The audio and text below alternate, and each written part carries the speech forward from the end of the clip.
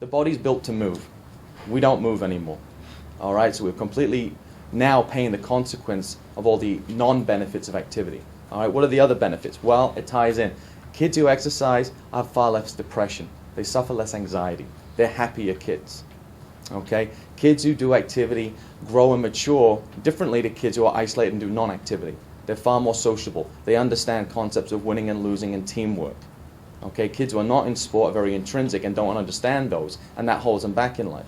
From a fine motor skill part, we have 13, 14-year-old kids presenting in the lab who can't even run because they've never ran in their entire life until we put them on a treadmill.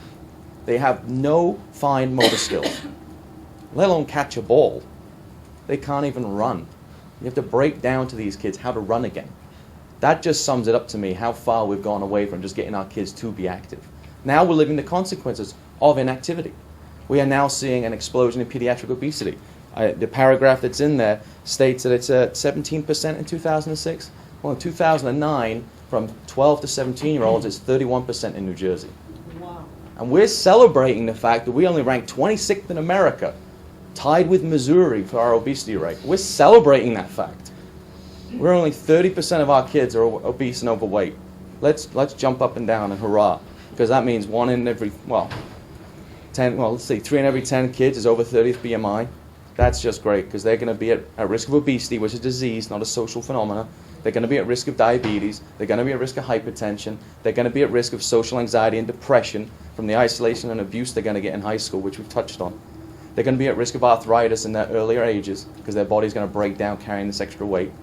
There are a whole plethora of consequences that are mushrooming amongst our kids right now. And the caveat is, this generation of children will die younger than the last 8 generations. We use some pretty cool technology. We were the first children's hospital in America to use the body media sensor device, which, if you watch The Biggest Loser, is this rather large thing on their arm. We have the new version, which is tiny. And basically the kids wear it 24 hours a day, 5 days a week. And it actually allows us to assess their physical activity.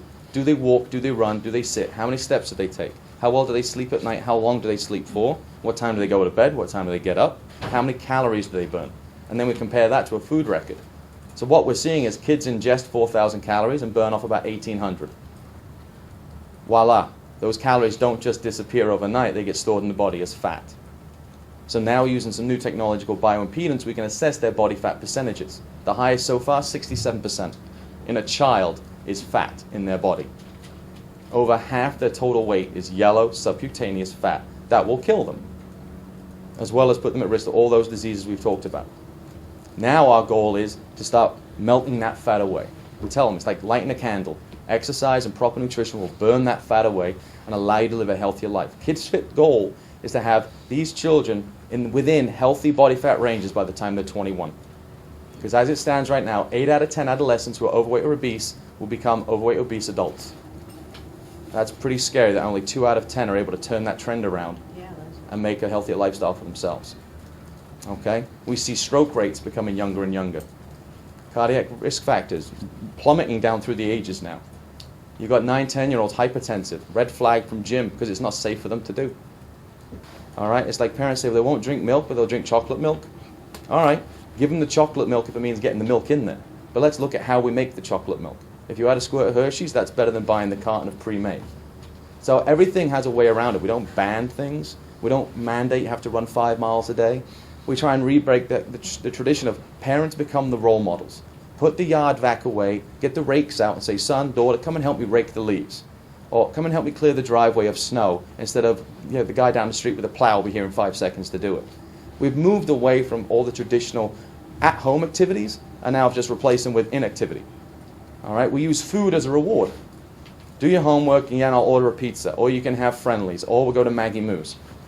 How about I'll give you $5 and then we'll go to Dick's or Modell's and you can buy yourself something. Or I'll take you down to the Y and you can do that class you want to go, or you can go swimming, or you can go paintballing with your friends. Rechange our reward structure to become more active and take away the opportunity for inactivity. Don't buy them a PlayStation for Christmas.